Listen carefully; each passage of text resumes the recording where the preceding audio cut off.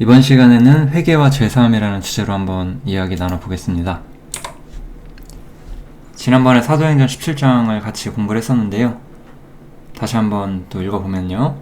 알지 못하던 시대에는 하나님이 허물치 아니하셨거니와 이제는 어디든지 사람을 다 명하사 회개하라 하셨으니 이는 정하신 사람으로 하여금 천하를 공의로 심판할 날을 작정하시고 이에 저를 죽은 자 가운데서 살리신 것으로 모든 사람에게 믿을 만한 증거를 주셨음이니라.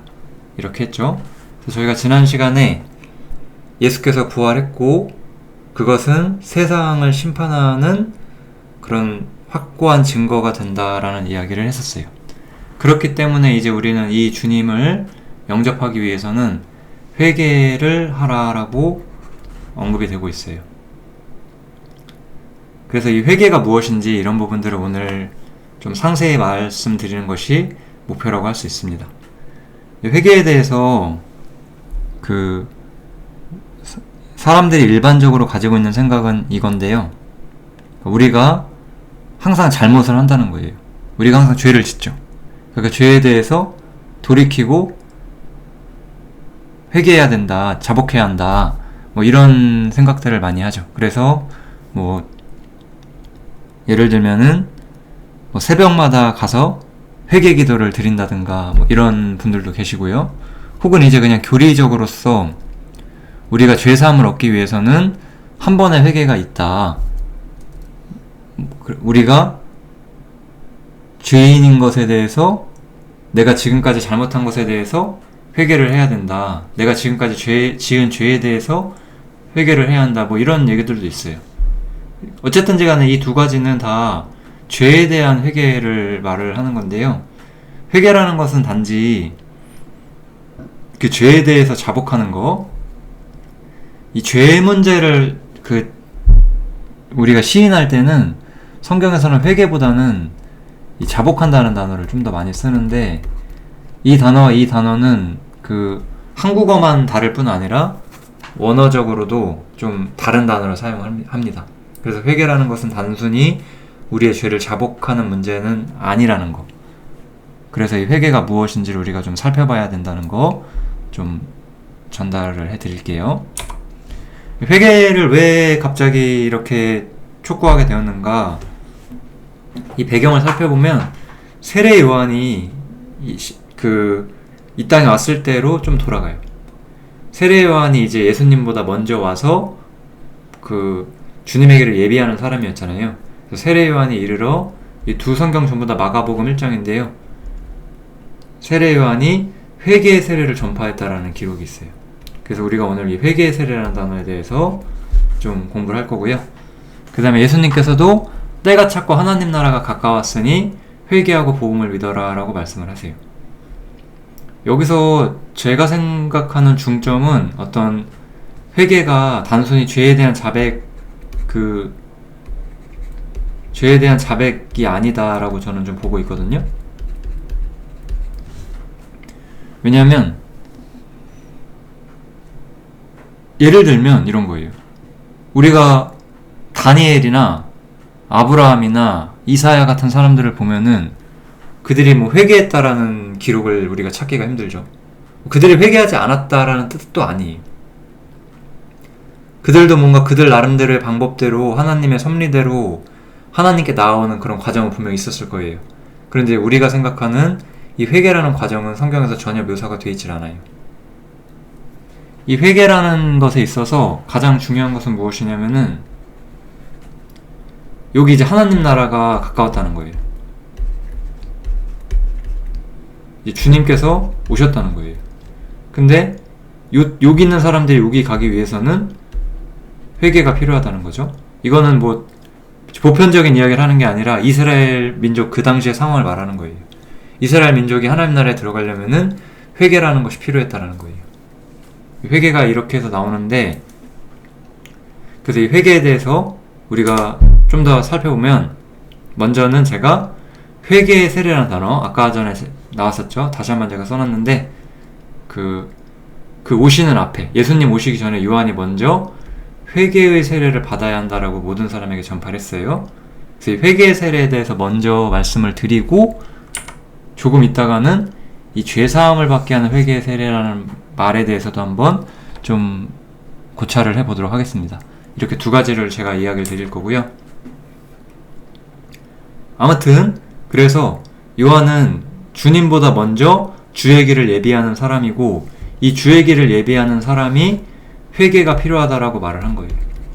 그러니까 회개가 있어야 주의 길이, 그 예비된 주의 길을 통해서 주의 어떤 그 오심이라고 할까요? 그 주의 나라, 이런 것들이 형성될 수가 있다라고 이야기를 하는 거죠.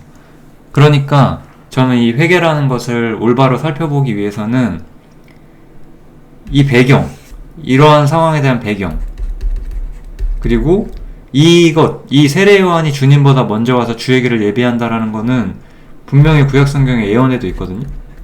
이러한 예언에 대한 어떤 우리의 해석, 이런 것들이 전부 다 함께 필요하다라고 저는 보고 있고요. 그래서 회개에 대해서 어떠한 배경이 있었고 어떠한 예언에 의해 성취되었는지를 좀 말씀을 드려볼게요. 그래서 우리가 이사야 40장에 보면은 이 요한의 사역의 예언이 되어 있어요. 선지자 이사야의 책에 쓴 바 광야에 외치는 소리가 있어 가로되 너희는 주의 길을 예비하라. 이 주의 길을 예비하는 사람으로서 세례 요한이 출현하게 될 것을 성경에서 예언을 하고 있고, 이 사람은 주의 길을 예비하면서 골짜기를 메우고 산을 깎고 굽은 것을 곧게 만들고 험한 길을 평탄하게 하는, 아무튼 그 길을 닦는 역할을 한다라고 말을 하는 거예요. 요한은 길을 닦는 역할을 하고, 길을 닦고 나서 그 결과를 통해서 모든 육체가 하나님의 구원을 볼 것이다 라고 이야기를 하죠. 즉 하나님이 주시는 구원을 보기 위해서는 어떤 준비가 필요했고, 그 요한은 그것을 준비하는 사람이었다는 거예요. 그럼 어떤 준비가 필요했냐라는 거예요. 단순히 저는 죄인입니다, 저의 죄를 자복합니다, 단순히 이렇게 하면 준비가 끝나는 것이냐? 저는 절대 그렇지 않다고 생각해요. 한번 여러분들도 한번 생각해 보세요. 얼마나 많은 사람들이 자신이 죄인이라는 것을 시인하는지 몰라요. 자기가 죄인이라는 거 부정하는 사람 거의 없거든요, 기독교인들 중에서. 근데 우리가 막상 신앙에 대해서 깊이 이야기 나눠보고 하면 전혀 거듭나지 않은 모습을 우리가 볼 수가 있잖아요.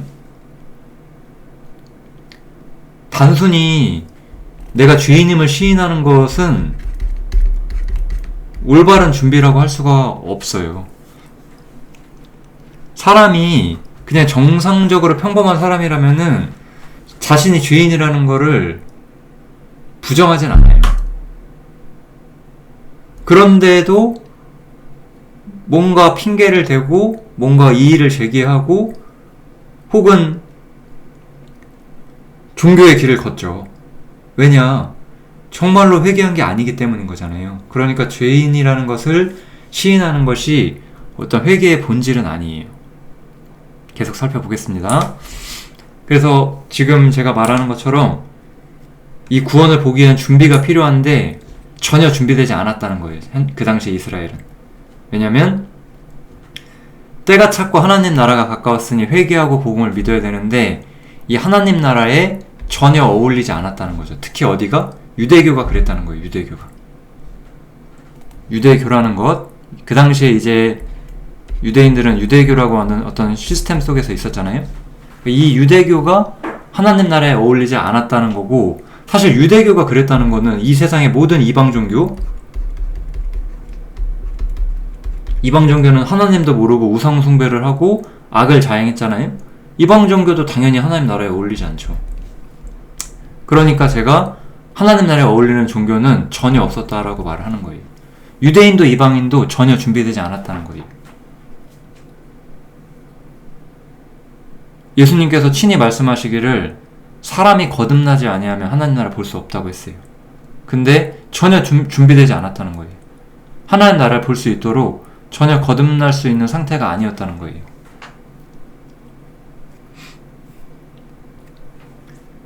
그래서 세례요한이 준비를 시키기 위해서 왔고, 세례요한은 우리가 말하는 것처럼 유대인에게 물 세례를 주죠.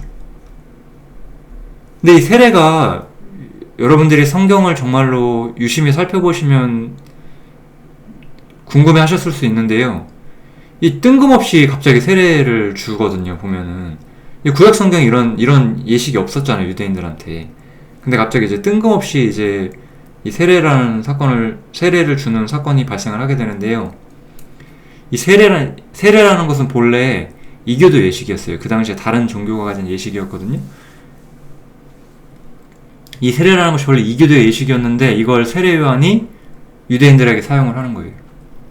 이거는 유대인들을 이교도처럼 다루고 있다라는 말을 의미하는 거고, 제가 말한 것처럼 유대교는 전혀 하나님의 나라에 어울리는 종교가 아니었다라는 뜻이 돼요.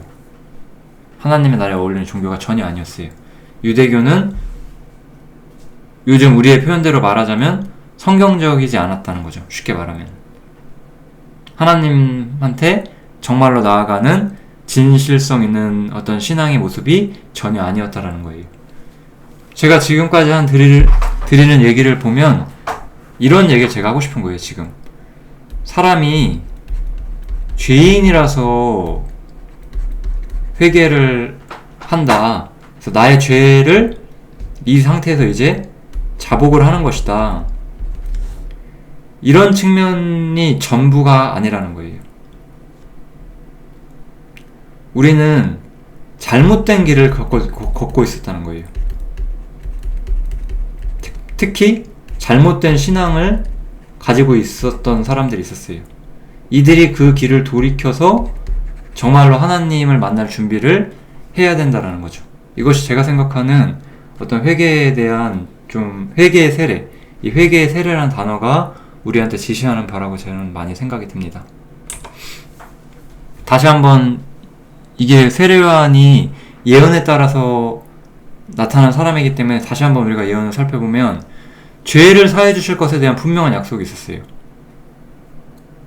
하나님께서는 이스라엘의 죄를 분명히 용서하실 거예요. 분명히 이것에 대한 확실한 예언이 있었어요. 근데 언제나 이스라엘은 이 문제에 대해서 굉장히 하나님의 뜻대로 오지 못했거든요. 그래서 이제 이스라엘이 하나님께 대해 불신앙을 보이는 성경들이 너무나 많은데 그냥 제가 그 중에서 그걸 다 제시해 드릴 수가 없기 때문에 그냥 하나만 여기서 말씀을 드리고 싶은데요. 내가 누구를 두려워하며 누구로야 놀랍게 거짓을 말하며 나를 생각지 아니하며 이를 마음에 두지 않느냐. 여기서 말하는 건 단순히 이스라엘이 죄를 짓고 있다라는 게 아니에요. 하나님을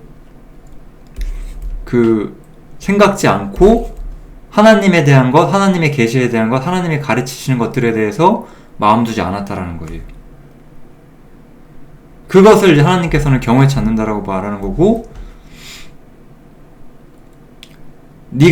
이스라엘, 너희가 나를 경외치 아니하면서 너희가 무엇을 하고 있느냐? 너의 의를 쌓고 있다는 거예요. 너의 의. 우리가 이걸 자기의 의라고 하죠. 자기의 의를 쌓고 있는데 그 너의 행위, 이건 행위잖아요. 네가 하고 있는 어떤 행위, 특히 여기서는 이제 문맥상 우리가 종교적 혹은 신앙적 행동이라고 할 수가 있겠죠. 그것이 너에게 무익하다라는 거잖아요. 이스라엘의 불신앙은 그들이 해온 종교, 하나님을 섬기는 그들의 방식에 대한 무익함을 말하는 거고, 이렇게 종교적으로 사람이 잘못되었을 때 당연히 도덕적 부패도 따라오기 마련이에요. 근데 우리는 도덕적 부패만 붙잡고 그것만을 회개하려고 하거든요. 그것이 제가 생각하기에는 회개를 사람들이 이해하지 못하는 가장 큰 이유라고 좀 생각이 듭니다. 여기도 보시면 대저 우리는 다 부정한 자 같아서 우리의 의는 다 더러운 옷 같으며 우리는 다 세폐함이 잎사귀 같으므로 우리의 죄악이 바람같이 우리를 몰아가나이다 그러잖아요. 여기서 우리는 다 부정한 자 같고 우리의 의는 다 더러운 옷 같아요. 우리가 하는 행동, 우리가 종교라는 것에서 하는 행동은 다 더러운 옷 같은데 이 더러운 옷을 입고 있었다는 거예요. 유대인들이 그 당시에, 세례요한 당시에 이 유대인들은 더러운 옷을 입고 있었다는 거죠. 자기의 의를 쌓고 있었다는 거예요.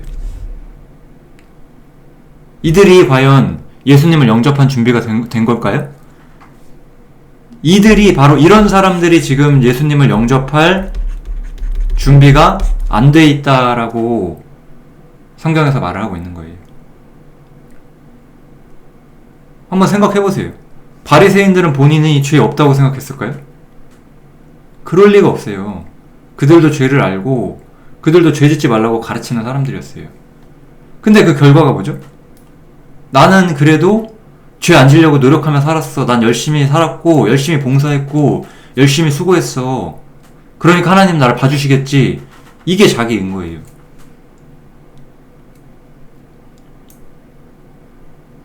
아예 죄를 부정하는 사람은 없어요. 죄를 시인하되 결국은 하나님과 나의 관계에서 중요한 것을 내 쪽으로 가져오는 사람들인 거예요. 나는 분명 죄가 있지만 나는 그 죄에 대해서 하나님께 용서를 구하고 이렇게 열심히 수고하고 봉사하고 하나님께 내 삶과 내 재물과 나의 마음을 난 드리고 있어. 그러니까 하나님과 나는 지금 좋은 관계일 거야. 이렇게 생각한다는 거죠. 그게 바로 더러운 옷이라는 거예요. 전혀 준비되지 않은 거예요. 회개라는 것은 결국 이런 상태에서 빠져나오는 것을 의미하는 것이다라고 우리가 볼 수가 있는 거죠. 회개라는 단어는 어원적으로 봤을 때 죄에 대한 자복을 말하지 않고 마음의 변화를 뜻하는 단어예요. 종교라는 것은 결국 사람이 자기 행위, 자기 의잖아요. 자기 의를 가지고 하나님께 나가야 한다고 끊임없이 말을 해요. 끊임없이. 우리가 육신이 있기 때문에 우리 자신이 그렇게 우리 자신에게 말을 하죠, 사실은. 근데 인간은 죄인이기 때문에 이렇게 자기를 추구하는 과정에서는 생각보다 사람은 부패하고 악한 길을 걷게 돼요. 그러니까 이런 부분에서도 우리가 돌이켜야 할 필요가 같이 따라오게 되죠. 회개라는 것은 결국 제가 지금까지 말한 결론이 이거예요. 나의 공로, 나의 의가 아무것도 아니라는 사실을 인식하는 대로 나아가야 돼요. 그래야지 우리가 하나님과 나의 관계, 하나님 앞에서 내가 어떤 입장인지에 대한 진정한 의미를 우리가 이해하게 됩니다. 제가 이렇게 말씀을 전하다 보면 이제 교회를 오래 다니신 분들한테도 말씀을 전하게 되잖아요. 그분들은 항상 자신의 삶을 붙들고 있어요. 내가 이렇게 오랫동안 교회를 다녔다. 내가 이렇게 오랫동안 하나님을 찾아왔다. 그런 게 중요한 건 아닌 거예요. 오히려 내가 그렇게 해왔던 것이 결국 하나님을 찾는 것은 아니었다. 내가 그렇게 수고한 것이 아무것도 아니다. 이것을 확실히 인식하는 것으로 나아가야 되는 거예요. 왜? 오직 은혜가 모든 것이 되기 위해서. 은혜만이 나의 행위가 아무것도 아닌 것을 분명히 밝혀줘요. 복음을 어설프게 믿는 사람들은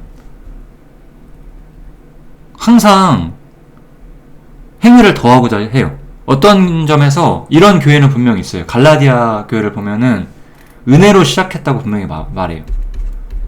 분명히 어떤 죄에 대한 어떤 그 회개 그리고 자신의 삶에 대한 돌이킴을 통해서 분명히 하나님 말씀을 믿었다고는 하는데 은혜로 시작했다가 그 육체로 마친다고 나오죠. 이런 사람들이 분명히 있고 또 끊임없이 그 육체를 붙들기 때문에 은혜를 이해하지 못하는 사람들도 있어요. 어쨌든 중요한 것은 은혜만이 내가 아무것도 아니라는 걸 분명히 밝혀줘요. 십자가만이 사람의 의를 확실히 깨주죠. 그래서 우리가 십자가를 올바로 이해하는 것은 너무나 중요한 거예요. 십자가 속에는 인간의 자아를 깨는 것이 있어요.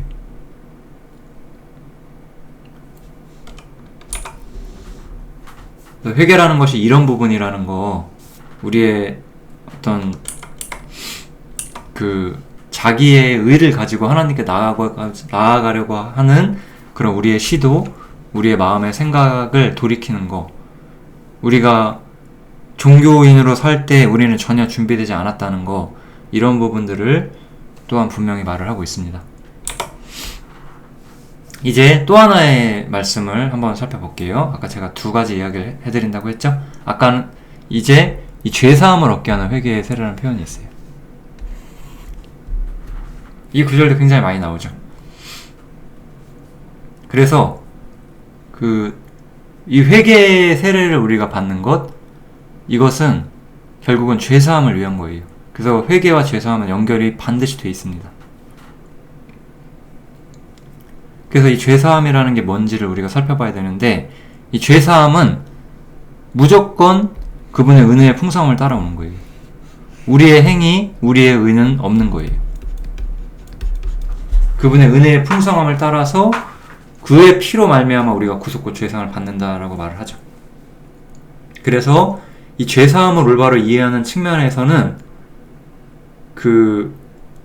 우리가 종교라는 것에 대해서 사람이 가진 편견을 좀 부술 수가 있어요. 죄사함을 통해서. 우리의 어떤 행위, 우리가 하나님께 나아가는 이런 문제가 아니라 이 죄사함을 올바로 이해하는 시점에서 우리는 어떤 종교로부터 자유해질 수가 있는 거죠. 다시 한번 우리가 또 생각을 해보면 이 세례 요한이라는 사람은 은혜의 복음을 받아들일 준비를 시키기 위해서 부르심을 받은 거잖아요. 이 부분도 우리가 또 살펴보면 이 죄인이라는 거 있잖아요. 죄인. 우리가 많은 사람들이 생각하는 죄인이기 때문에 나는 죄인이라서 회개를 해야 한다. 왜 죄인이라 회개한다고 하는데 그렇게 복음을 깨닫지 못하고 성경이 풀리지 않을까요? 죄인은 사실 하나님께 가까이 못 가요. 우리가 이 문제를 확실히 봐야 돼요. 베드로가 예수님을 딱 보고 자신의 죄를 직시하는 장면이 나와요. 즉, 여기서 우리가 하나 또 알 수 있는 것은 우리가 죄인임을 진심으로 깨닫는 것은 나의 논리나 경험이 아니라는 거예요. 우리가 죄인임을 확실히 깨닫는 근거는 바로 하나님의 빛이라는 거죠. 이 빛이 우리는 말씀을 통해서 아마 주어지게 될 거예요. 말씀을 우리가 배우는 과정에서 그 주님의 광채, 그분의 거룩한 빛을 보고 나는 너무나 어두운 죄인이구나 라는 거를 우리가 깨닫는 때가 분명 있을 거예요. 사람마다. 아무튼 이렇게 우리가 죄인임을 깨달을 때 우리는 어떻게 되느냐? 주여 나를 떠나소서 이렇게 말하게 돼요. 죄인은 사실 하나님께 가까이 가지 못해요. 하나님이 가까이 오심을 제가 감당할 수 없습니다 라고 지금 베드로가 말하는 거잖아요. 오히려 이렇게 나의 논리랑 나의 생각으로 나의 경험으로 자기가 죄인이라고 생각하는 사람들은 지금까지 본 것처럼 어때요? 종교를 세워요. 종교를 세우고 우리가 하나님께 가까이 갈 수 있다고 생각을 해요. 오히려 진짜 자신이 죄인임을 아는 사람은 주님에게 나를 떠나라고 해요. 그래서 이 죄인이라는 단어는 단순히 우리가 죄가 있고 타락한 존재라는 것만 설명하는 게 아니에요. 죄인은 하나님을 찾을 능력이 없는 존재예요. 그러니까 종교를 통해서 우리의 행위와 수고를 통해서 하나님과 우리의 관계가 좋아질 거라는 기대치를 완전히 부서지게 되는 거죠. 그런 기대를 할 수가 없는 거예요. 진짜 죄인이 무엇인지를 이해한 사람은. 아무 말도 할 수 없었던 거예요. 베드로는 하나님 앞에서, 예수님 앞에서. 그러니까 종교에는 죄사함이 없어요. 종교가 우리의 행위로 하나님께 나아가고자 하는 그 시도 속에는 자신이 죄인임을 이해하지 못했다는 것만 필요하다는 거예요. 그러한 결론만 남는 거예요. 정말 죄인임을 이해한 사람은 주님이 나를 떠나시기를 바래요. 하나님에 대한 두려움이 생기고, 이런 건 이제 경건한 두려움이죠. 하나님에 대한 경건한 두려움이 생기고 그분의 심판에 대한 진실한 두려움이 생겨요. 우리는 죄인이고 타락했을 뿐만 아니라 내가 하나님께 갈 수 있는 방법이 보이지 않는다는 것도 이해를 하게 돼요. 이것에 대해서 우리가 또 여러 가지 측면으로 많은 설명을 할 수가 있죠. 율법은 죄를 깨닫는 것이라든가 여러 가지 측면에서 제가 이런 문제들을 다룰 수 있겠지만, 그런 건데 지식으로 다 알 수 있어요, 사람이. 근데 그런 것보다는 자신의 계시를 통해서, 그 말씀의 빛을 통해서 종교라는 것은 아무런 의미가 없구나, 이것을 깨달아야 한다는 거죠. 그럴 때 그런 사람에게 이제 하나님께서는 자신을 나타내 주신다는 거예요. 죄를 사해 주시기 위해서. 그래서 하나님께서는 건강한 자에게는 의원이 쓸데없고 병든 자에게야 쓸데가 있다. 내가 의인을 부르러 온 것이 아니오 죄인을 부르러 왔노라 하셨고, 하나님은 그렇게 진정한 죄인, 탈출구를 찾지 못한 그 죄인에게 구원의 길을 예비하실 것이기 때문에 여기까지 사람을 내려보내는 것, 그것이 바로 세례요한의 역할이었다는 거예요. 또 내가 너희에게 이르노니 이와 같이 죄인 하나가 회개하면 하늘에서는 회개할 것 없는 의인 99을 인하여 기뻐하는 것보다 더하니라. 여기서 의인 99은 미리 구원받은 사람을 의미하는 게 아니에요. 그런 문맥이 아니고, 자기를 의인이라고 생각하는 사람은 아무것도 아니라는 의도가 더 강해요. 죄인은 진정한 회개를 해야 되는 거예요.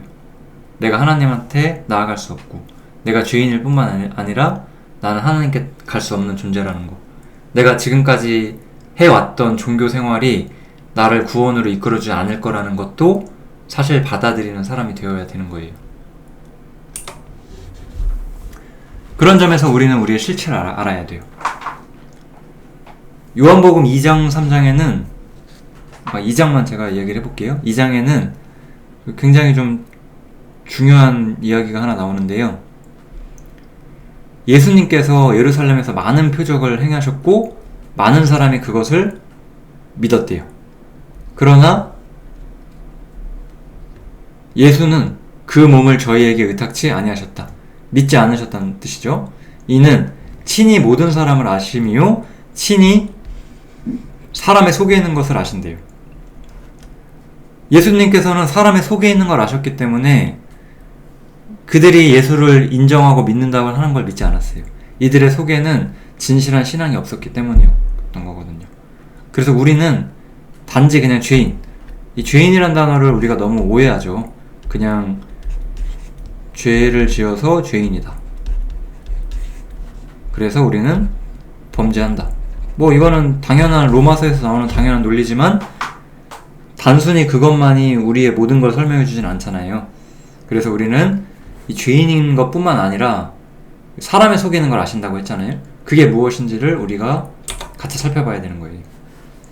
사람의 속에 있는 것을 제가 그냥 간단히 살펴보면 이거예요. 우리는 구원받기 전에 허물과 죄로 죽어 있었다라는 거예요. 단순히 죄를 짓는 존재가 아니라 하나님 앞에서 이미 죽어 있다라고 이야기를 하는 거고, 또 육신에 있다라고도 말을 하고 육으로 난 것은 육이다라고 말을 해요. 즉 우리는 육신 안에 있다는 거예요. 이것이 이제 굉장히 중요한 건데요. 사람의 속에는 육이라는 게 있어요. 이 육은 하나님께로 가는 길이 처음부터 없는 사람들인 거예요. 그러니까 종교라는 것은 아무런 의미가 없는 거예요. 우리가 무엇을 해도 하나님께 갈 수가 없기 때문에. 그래서 우리는 거듭나야 되는 거예요. 제가 아까 보여드렸던 것처럼 우리는 육으로 났기 때문에 허물과 죄로 죽어있기 때문에 우리 편에서 하나님께 갈 수 있는 방법이나 우리 편에서 하나님께 갈 수 있는 종교는 존재하지 않아요. 하나님께서 우리에게 오셔야 돼요. 하나님께서 우리를, 허물과 죄로 죽었던 우리를 다시 살리셔야 되고, 우리가 육으로 나는 사람이 아니라 성령으로 난 사람이 되어야 한다는 거죠. 우리 안에 영이 있어야 우리는 영을 쫓는 자가 된다는 거예요. 즉 우리의 근본이 바뀌어야 되고 우리 속에 있는 것이 바뀌어야 되는 거고, 이것은 사람이 종교로 해나갈 수 있는 문제가 전혀 아니다라고 말하는 거죠. 사람은 그러니까 결국 자신이 하나님 앞에서 무력하다는 것을 인정하고 하나님께 나아가는 것, 그것이 우리가 죄사함을 얻는 회개, 이 길로 나아가는 올바른 길이다라고 우리가 좀 볼 수가 있을 것 같습니다. 그래서 좀 정리를 좀 해보면, 회개라는 것은 결국 그 종교라는 것에 대해서 사람 마음이 총체적으로 변하는 걸 의미해요. 사람이 자기를 내세울 때, 자기의 수고와 공로와 자기 의를 내세울 때 이 은혜를 이해하지 못하게 돼요. 자기 행위를 생각하게 되고 자기 수고와 자기가 하고 있는 것들을 얘기를 하게 되는 거죠. 근데 하나님께서 우리의 죄를 용서하고 우리를 거듭나게 하는 이 문제에서는 사람의 수고와 행위는 들어갈 여지가 아예 없다라는 거예요. 그래서 죄사함이라는 것은 우리가 하나님께 가는 것이 아니고 하나님께서 우리에게 오신다는 것을 선언을 하는 거예요. 하나님께서 주권적으로 우리의 죄를 용서하시겠다고 결정하셨고, 그러니까 그 결정을 받아들일 수 있는 사람이 되도록 준비를 하고 있어라. 그것이 바로 세례요한의 역할이었고 하나님께서 이사야 성경에서 예언한 내용이 되는 거예요. 내가 너희의 죄를 사면할 것이다 라고 그 하나님께서는 미리 이스라엘에게 말씀하셨어요. 근데 이스라엘은 그 말씀을 받을 준비가 되어 있지 않았어요. 왜? 자기들 종교에 빠져 있었거든요. 자기들이 하나님 잘 섬기고 있다고 생각했거든요. 우리가 아무것도 아니고 우리가 아무것도 할 수 없을 때 하나님과 나의 관계를 회복할 수 없는 존재라는 걸 진짜로 직시할 때 죄사함이 하나님과 나의 모든 문제를 해결해 준다는 걸 우리가 이해를 오히려 할 수 있게 된다는 거죠. 그래서 이제는 우리 모두가 회개를 해야 돼요. 그런 측면에서. 사실 이 회개라는 것, 제가 지금 말한 이야기는 그 근본적인 배경은 전부 다 유대교에서 나온 거예요. 이 유대교가 자기의 의 가운데 빠져 있기 때문에. 근데 현대의 기독교는 어때요? 현대의 기독교는 사실 유대교를 답습하고 있어요. 자기의를 추구하고 있어요. 자신이 죄인이라고 말하면서도 은혜를 추구하지 않아요.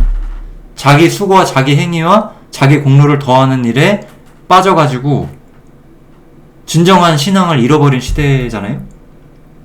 이 교도들은 어때요? 전혀 하나님이 아닌 것을 믿고 있죠. 잘못된 신에 대한 잘못된 생각과 잘못된 개념을 갖고 있잖아요. 그것도 돌이켜야 되는 거죠.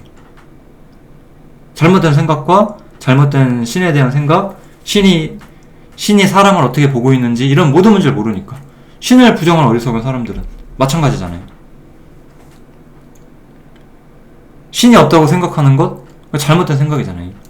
그런 점에서 우리는 전부 다 주님의 가르침에 따라서, 성경이 우리에게 주는 빛에 따라서 우리의 마음을 돌이켜야 될 필요가 있어요. 단지 우리가 죄인임을 깨닫는 것이 전부가 아니라 우리가 죄인인 것을 아는 과정에서 아마 이 부분도 같이 필요하실 거예요. 분명히 우리가 하나님께 나아갈 수 있는 존재가 아니라는 것도 아마 분명히 필요할 겁니다. 하나님을 믿지 않는 사람은 하나님을 거짓말하는 자로 만든다고 했어요.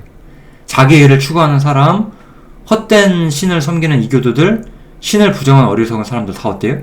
하나님 믿지 않는 사람들이고, 이 사람들은 하나님을 거짓말하는 자로 만들고 있었어요. 우리가 그렇게 살아왔기 때문에 우리는 회개하는 게 맞는 거예요. 하나님을 거짓말하는 자로 만들었기 때문에 회개하는 거예요. 아, 내가 어제도 다른 사람을 미워했구나, 회개해야지. 이것이 회개의 전부라고 하는 사람들이 과연 복음을 이해할 수 있느냐? 그렇지 않았어요. 우리는 우리의 입장을 온전히 이해해야 되고, 회개가 왜 필요한지를 분명히 알아야 하는 사람들입니다. 회개에 대한 내용 여기서 마치겠습니다. 감사합니다.